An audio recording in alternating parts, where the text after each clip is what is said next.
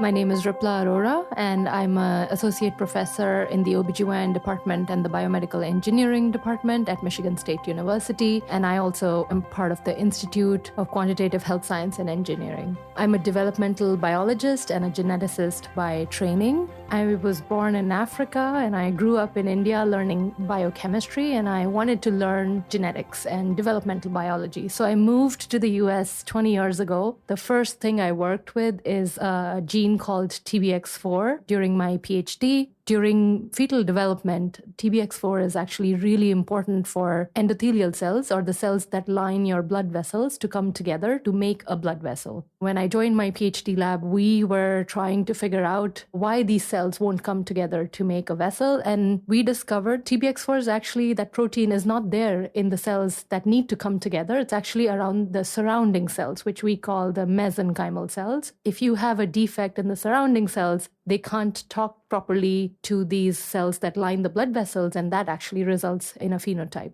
And I also then started exploring the role of this protein in lung development. And in 2012, I published this paper where I showed that this gene, along with a very closely related protein, TBX5, both of them are absolutely necessary for lung development. And if you start removing pieces of these protein from lung cells, the lungs don't develop and the fetuses struggle at birth. This paper came out in 2012, and at that time, it was not known that TBX4 causes pulmonary hypertension or affects lung development in human patients. It was only known that it affects skeletal development, or the feet. So it was related to a syndrome called small patella syndrome. So if you had feet abnormalities, people would predict that you may have a mutation in this gene, and then they would sequence your genome, etc. But nobody ever knew that if you had lung disorders, that you may also be suffering from a problem with this TBX4 protein. So then I graduated, I moved on, I went to UCSF to do my postdoc. So my PhD was at Columbia. I moved to do my postdoc at UCSF, where I got involved in learning about reproductive organs, and I developed an imaging technique to study early pregnancy. I'm very fascinated by fetal development. So throughout my career, I have jumped around working with different organs, but during fetal development. And here I was studying how the embryo connects with the uterus for the first time, and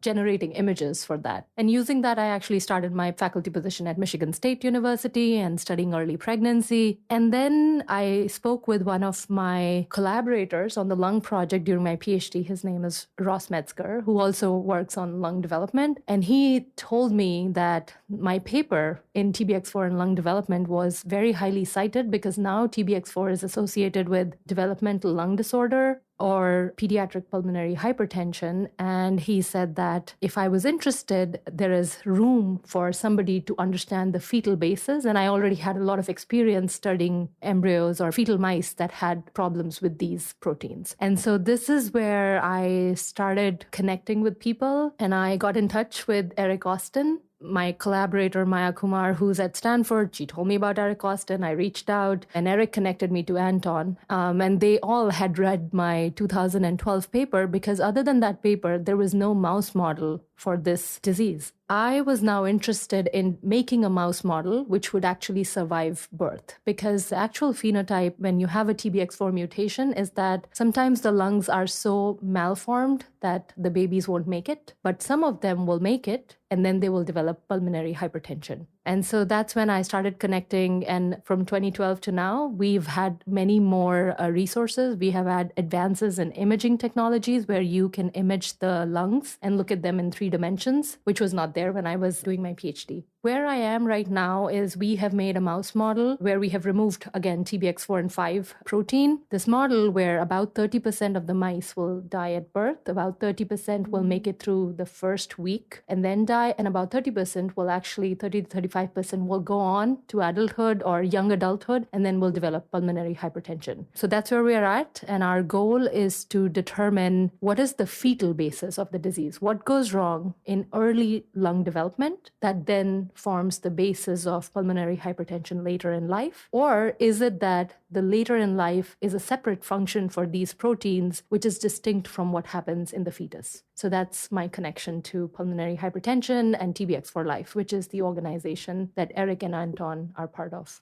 when I finished my PhD mentor was retiring. So normally when you do your graduate work, once you leave, somebody in your PhD lab finishes or takes over and, follows through on it. That was the first study on this. And so, typically you would have somebody else from the lab who would continue the work and determine the basis of the phenotypes that we saw. But my PhD mentor retired soon after. And when I was early in my postdoc, I even considered there is a NIH funding mechanism called DP1, where if you have a good idea, you can apply to be sort of it is a bridge to your faculty position, and you sort of forego the postdoctoral training. I went back to my PhD mentor and I asked her, and she was like, yep, I'm retiring. So whatever you need, if you want to continue working on. So I always in my heart was like, I wanted to know more because I did these initial studies and I was very excited. And I actually kept following who was citing my work, because usually if people are citing my work, that means they are either working, making a new mouse model. I would see all these studies coming out with human patients that would then cite my publication. So no, I was always kind of connected to it. And I think it was just the right moment to go back to it, that I was working on uterine biology. There was actually an NIH funding mechanism. It's called the Stephen Katz funding mechanism that says if you want to pivot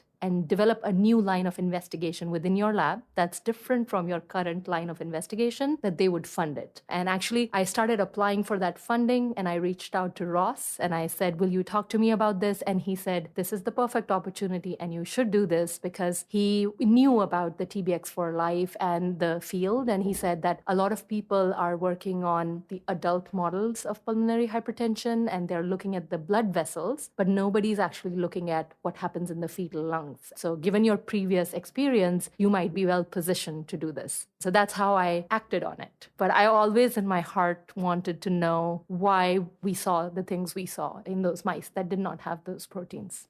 I think in 2021, COVID times, I think is when Anton reached out to Eric, and Anton is a father of an affected child. And Eric Austin is this pediatric pulmonologist with experience with pulmonary hypertension. I think that they connected to form this organization. And I think a lot of these not-for-profit organizations that are started by families, their goal is to bring scientists and clinicians and geneticists and pathologists all together in the same room. Because, as scientists, we are working with our mice and we are kind of on our own and, we're discussing and we connect with other people. But I think if somebody facilitates it, it makes our lives easier. And then we're all in the same room and then it's more exciting. So I think the idea with organizations like TBX for Life is generally that there are basic scientists who are working with cells or animal models, and the data that they collect could very well inform preclinical studies such as therapy, drug targets, and then also the basic scientists, the kind of phenomena they see might inform what kind of clinical course the doctor should take, depending on what knowledge is gained from the basic models.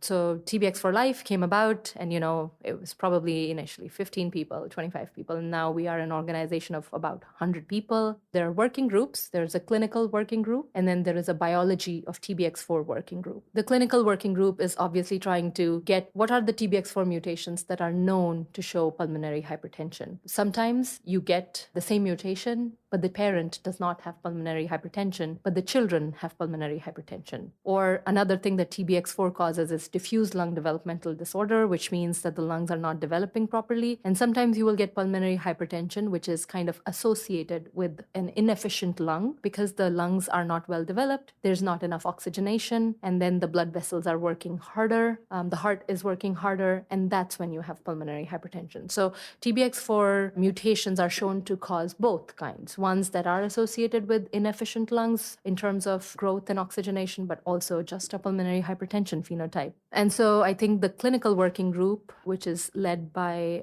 Martina Prapa and Olivier Danave, their goal is to bring together the clinicians and the clinical presentations and the geneticists who have all the information on where those mutations are in the protein. Because another thing with currently this is a rare disease, which means if you look at it worldwide, you are going to collect more more data versus in individual sites. The biology of TBX4 working group is asking the question, what does TBX4 as a protein do? What other proteins does it turn on?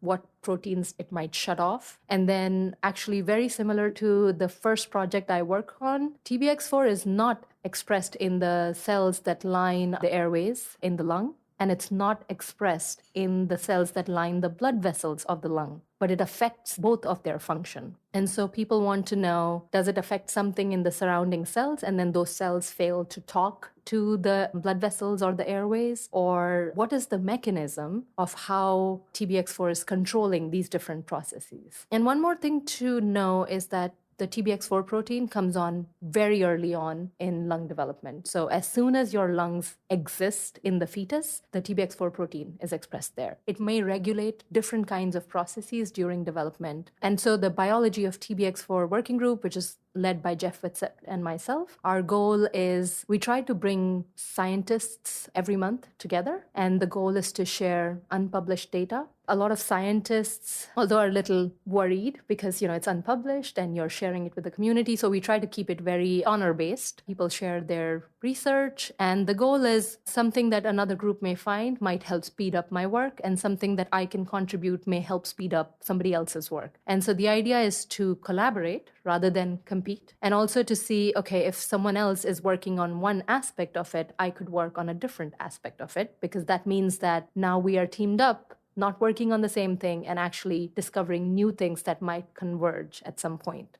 That is one of the achievements, I would say, is to get all these people in a room. It's very easy to buy into the vision because it's for the children. I think it gives everybody a purpose. But at the same time, I think that since I've been part of this for about 2.5 years, it makes it more exciting because now you don't have to just do it all by yourself. You have people you can brainstorm with and then pool things together, and then ideas grow faster. And hopefully the end goal is what we learn from the biology of TBX4 can be given to people who are maybe trying to develop new drugs or therapeutics or targets, and that targeting can eventually go to the clinic. That's sort of the long-term goal. And I think we are at the stage where the basic scientists are coming together and figuring out where are we, what do we need, and the clinician scientists are doing the same thing, and the geneticists are doing the same thing. And I think information has started to flow across. We are a very open group and we invite people from all over. Something that we worked on, which we are very proud of, is the roadmap, your goal setting for the short term and the long term. And that's what we were able to achieve. We got our group of people in the same room, and then we had some mini groups. We decided on priorities, and now we're going to collate everybody's ideas to try to get it into sort of a roadmap that will be shared with the whole community so that we can all get on the same page and contribute to it in whatever our capabilities are. Thanks for listening. My name is Ripla Arora, and I'm aware that I am rare.